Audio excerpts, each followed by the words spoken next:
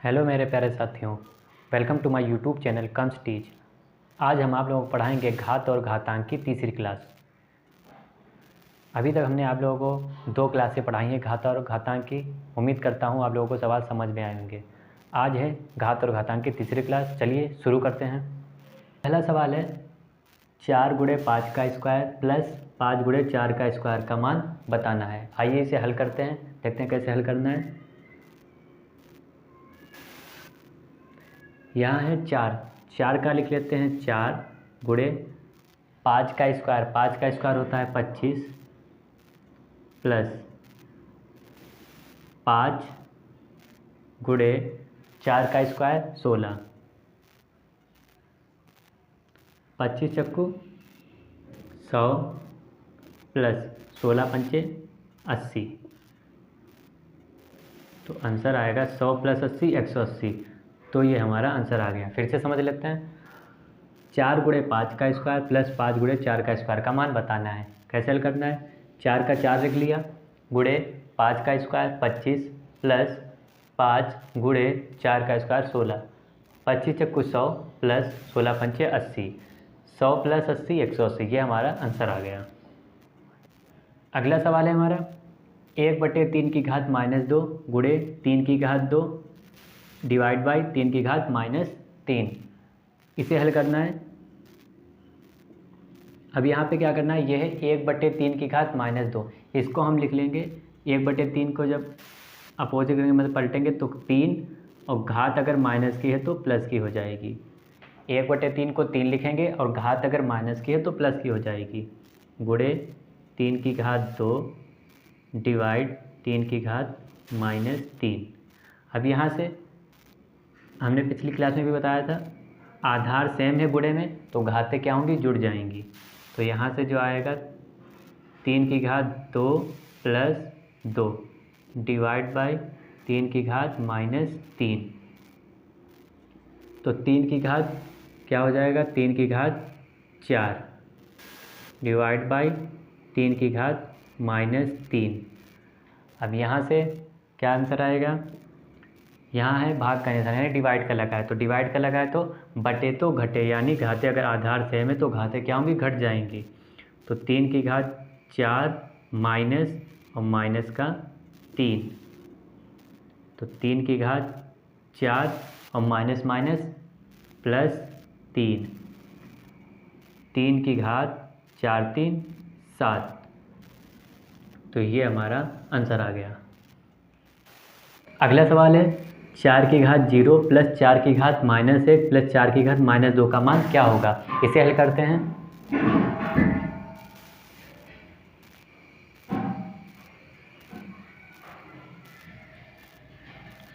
यहाँ पे 4 की घात 0 हमने बताया है, किसी भी संख्या की घात 0 हो तो उसका मान जो होता है 1 होता है। कितना होता है? यानी 1 होता है।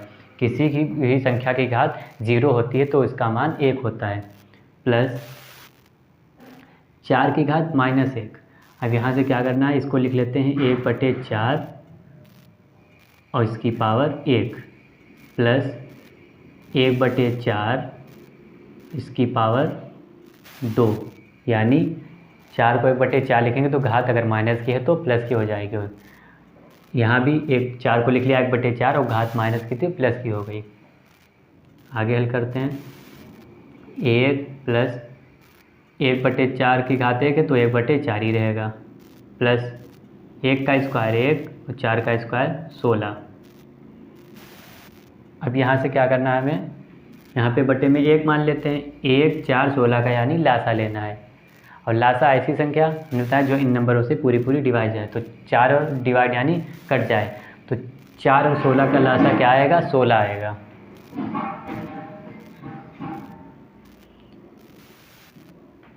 यहाँ से क्या आएगा? यहाँ बटे में 1 मान लेते हैं, तो 1 को 16 से भाग करेंगे तो 16 आएगा। कितनी बार जाएगा? 16। और फिर जो 16 आएगा उसकी गुणा यानी 1 से करेंगे। 16 एकम 16 प्लस 16 को 4 से करेंगे भाग, 4 चक्कू 16 4 बार जाएगा, 4 आएगा उसकी गुणा 1 से 4 एकम 4 प्लस 16 को 16 से भाग करेंगे 1 बार जाएगा। अब 1 जो आएगा उसकी गुणा 1 से, इस वाले 1 से करा देते हैं, 1 एकम 1। अब ऊपर जोड़ देते हैं, 16 4 20 और 1 21/16, तो यही हमारा आंसर है। अगला क्वेश्चन है 7⁴ गुणे 1/7⁴ डिवाइड, यानी भाग के निशान डिवाइड बाय 7। तो अब यहाँ पे क्या है 7⁴ गुणे 1/7⁴ डिवाइड बाई 7। अब यहाँ क्या करना है, इसे हल करना है। देखते हैं कैसे हल करना है। 7⁴ ही लिखे रहेगी, गुणे 1/7 को अब हम 7 लिख रहे हैं, यानी पलट के लिख लेंगे तो 7 हो जाएगा। और घात अगर प्लस की है तो माइनस की हो जाएगी, -3 डिवाइड बाय 7। यहाँ पे गुणे में क्या है, गुणे में आधार सेम है, घातें अलग अलग हैं। आधार सेम हो तो घातें क्या होती हैं, जुड़ जाती हैं। तो 7⁴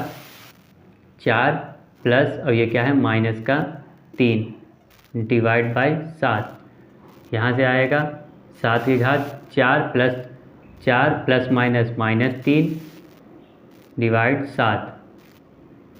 तो 7⁴ में से 3 क्या, 1 डिवाइड 7। अब यहाँ से जो आंसर आएगा 7⁴ अब ये बटे में 7⁴ मतलब 7 डिवाइड 7। अब ये क्या है, बटे तो घटे, यानी 7/7, 7 × 7, तो कितना आंसर आ गया, 1। यही हमारा आंसर है। एक बार फिर से समझ लेते हैं। 7 दिया है क्वेश्चन 7⁴ गुणे 1/7⁴ डिवाइड बाई 7। 7⁴ को ऐसे लिख लिया, गुणे 7 माइनस, मतलब 1/7 को पलट के लिखा 7, और घात अगर प्लस की है तो माइनस की हो जाएगी, डिवाइड बाई 7। आधार से में गुणे में घातें जुड़ती हैं, तो यहाँ क्या होगा, 4 प्लस -3 लगा है, डिवाइड बाई 7। 4 प्लस माइनस -3, तो 7⁴ में से 3 जाएगा, 7⁴ डिवाइड बाई 7। यहाँ क्या हो जाएगा, 7 डिवाइड बाई 7, 7/7 बराबर 7 × 7, कट जाएगा, 1 बचेगा, 7 से 7 कट गया, 1 आया आंसर। अगला क्वेश्चन है हमारा 1000/1331 को आधार 10/11 पर घाती संकेतन में व्यक्त करना है, यानी व्यक्त करना है। तो अब कैसे करना है, इसे हल करते हैं। यहाँ देखिए मतलब क्या है, 10/11 मतलब हमें इसका पहले क्या है, घातांक संकेतन रूप में इसे व्यक्त करना है। तो पहले क्या करना है, 1000 लिखा है, इसको रफली वर्क कर लेते हैं। ये 10 से हो जाएगा 10 × 10, 2 0, 10 × 10 और 10 × 10, 3 जोड़े बन गए। ऐसे ही 13 31, क्योंकि हमें इसी नंबर से दिया तो 11 से हो जाएगा, 11 × 11, 2 इधर जाएगा, 11 दूनी 22, 1 इधर जाएगा, 11 × 11।